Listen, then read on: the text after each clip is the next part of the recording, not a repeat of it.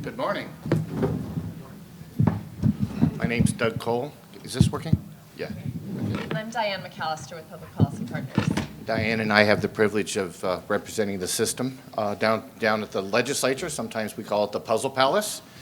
As you know, everything that the system does is a product of state law. So we are constantly every year down there tweaking statutes to conform not only with federal tax law, but with the will of the board of directors. So we're going to go through a brief presentation. So today is the 52nd day of the session. 1,625 bills have been introduced. That's about normal. 16 bills now have passed since we prepared this last week. Governor Hobbs has vetoed 14 of those. Most of them are the budget that the Republican legislature sent up to him. As you know, we have a split government right now. We have a Democrat governor, and we have a legislature where we have, in the House of Representatives, we have 31 Republicans and 29 Democrats.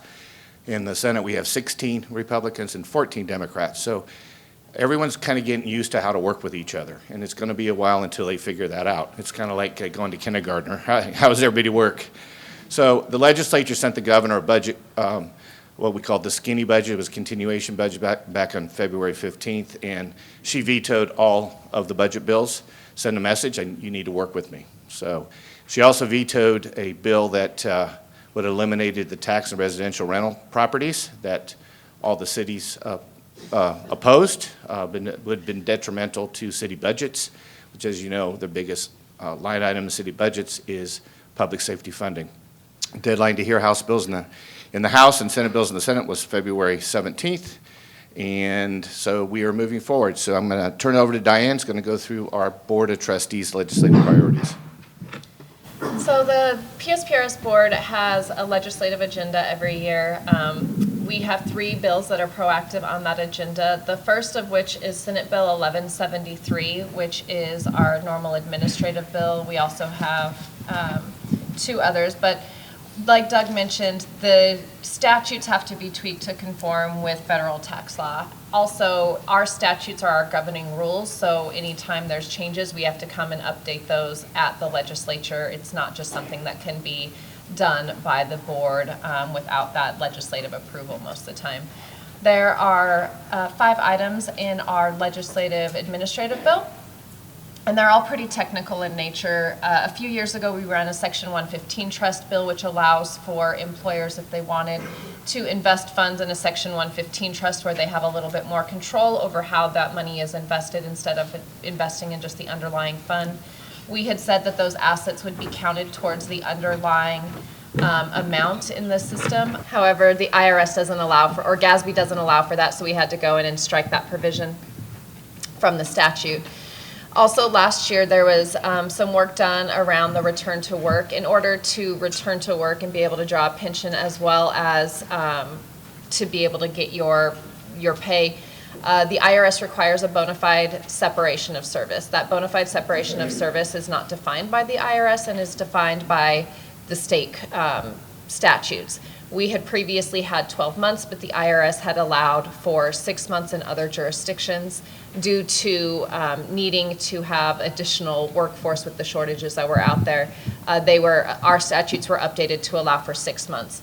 There was one section of statute that didn't just refer to those return to work statutes and actually had 12 months written out, so going in and doing that technical fix of just updating to comply with the rest of statute. Tier 3 plan selection. So Tier 3 is what we talk about when anybody who's hired after the most recent pension reform. So that's 2016, 2017, depending on if it's PSPRS or Corp. During that time, there were 2 different types of plans that were created within PSPRS. They've all really been defined benefit plans in the past, but now there's defined contribution and a defined benefit plan under PSPRS and Corp. In Corp, you really are only, for correctional officers, they're only allowed to be a part of the defined contribution plan. However, if for some reason somebody left that correctional officer position and later became a surveillance officer or probation officer, they do have the option of a DB or DC. But how our statutes were written, we made that first decision an irrevocable one because without having the 2 options in the past, the IRS really doesn't just allow from jumping back and forth. And so we were concerned about maintaining our tax exempt status, which is always going to be the top priority with any legislations, to make sure that we maintain that tax exempt status for PSPRS. However, the IRS does allow for, in changes of circumstances, those decisions to be made.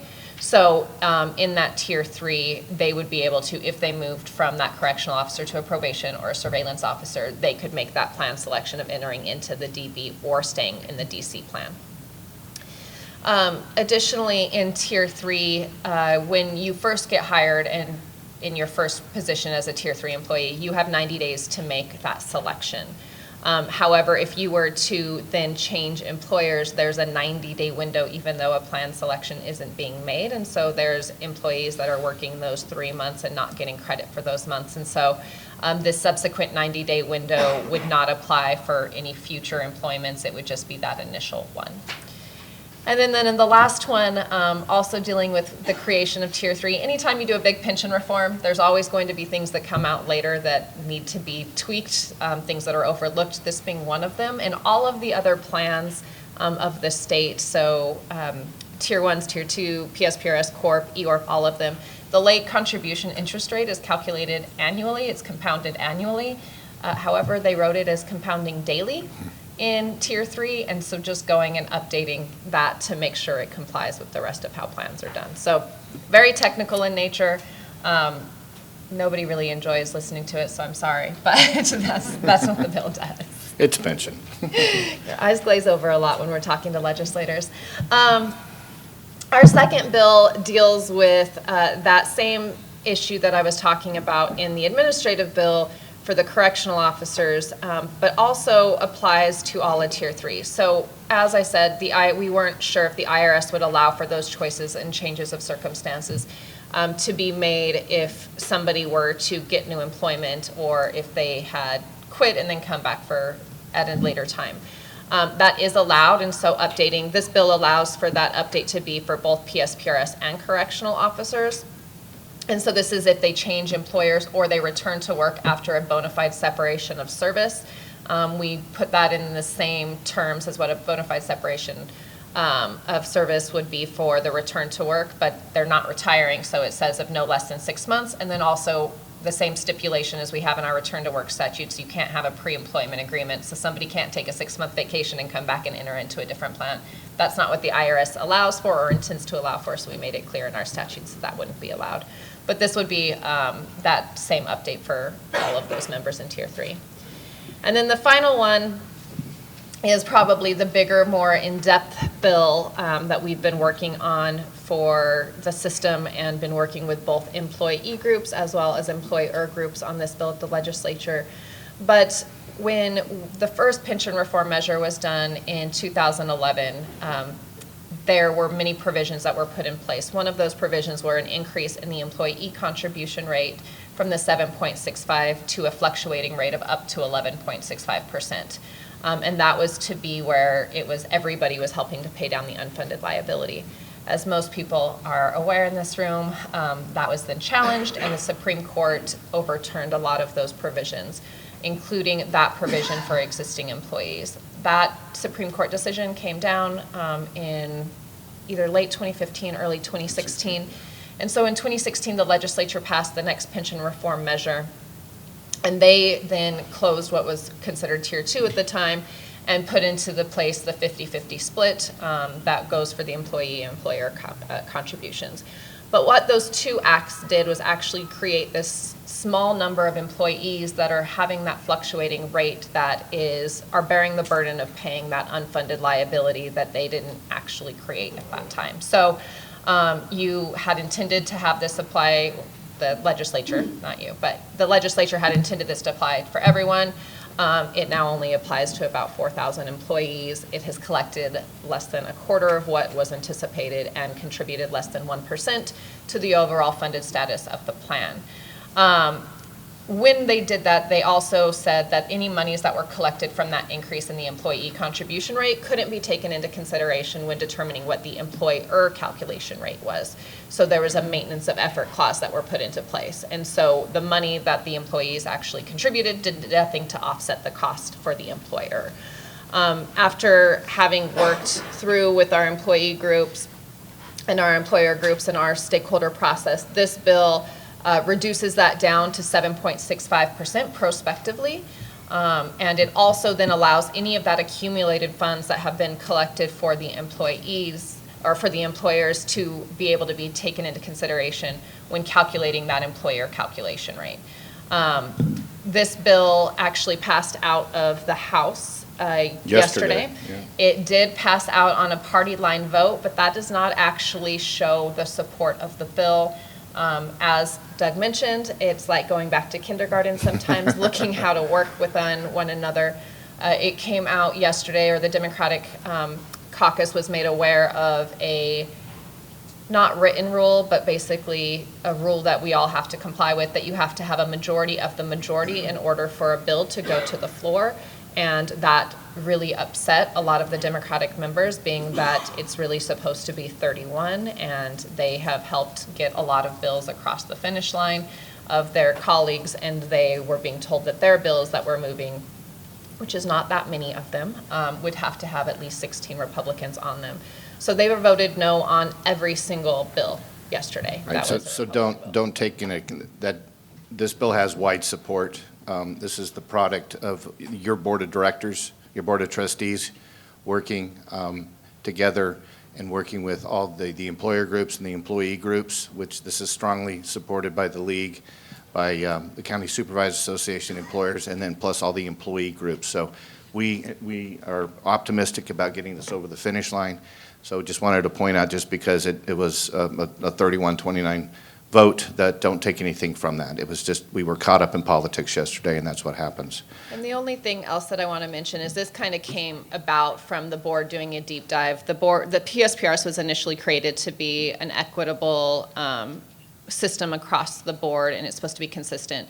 And this really kind of raised some concerns after issues were brought up by members, and the board thought it was their fiduciary duty to kind of go down this path and work with the stakeholders to get this fixed. So those are our bills that the Board of Trustees has supported. I'm going to just really quickly go through this. As was mentioned by Mike and Scott, the state 2 years ago funded $1 billion 2 years ago, and then they funded another $1 billion last year as they continue to pay off their unfunded liabilities. And that would not happen in previous years. The trust that the Board of Trustees and the new administration has put into this system, the legislature now is comfortable with giving the system over $2 billion so far. More is coming. So here, these are other state funds that are going to be paid down. I'm being told time's up. That's about a $428 million. I think this is the most, Mike mentioned this in his presentation. I want to spend just 1 minute, I promise, and then we'll be quiet here. I know this is riveting information. This bill is, yes, the EORP, as you know, that is a pool plan, just like ASRS is. It is not very well funded, as you saw from some of Mike's slides back there. So there is a very innovative plan that the County Supervisors Association has come up with the league to pre-fund $609 million. That's the unfunded liability within EORP, that they will just pay that off, and then the entities, that's all the counties, and then the 19 cities and towns that are in EORP over the next 10 years, they'll pay it back. This is very innovative, and I think some entities plan on paying it back within the next 2 or 3 years of their unfunded liability. So this is Representative Livingston's bill. We are optimistic this one will cross the finish line. As you can see, it passed out of the House 53-7. It moves over to the Senate, and so we always watch these other bills that deal with environmental, social, and governments, proxy voting, pecuniary interest. On this list, 2156 is the bill that we have worked through the process, that the system is okay with. The rest of these we are watching becomes governance problems for the system. And then we always, since we are a public organization, we always look for bills on open meeting laws, et cetera. So with that, I'm told that the cane's coming, going to drag Diane and I off the stage. Happy to take any questions. We appreciate you all being here and the opportunity to present to you. Great. Enjoy the rest of your day.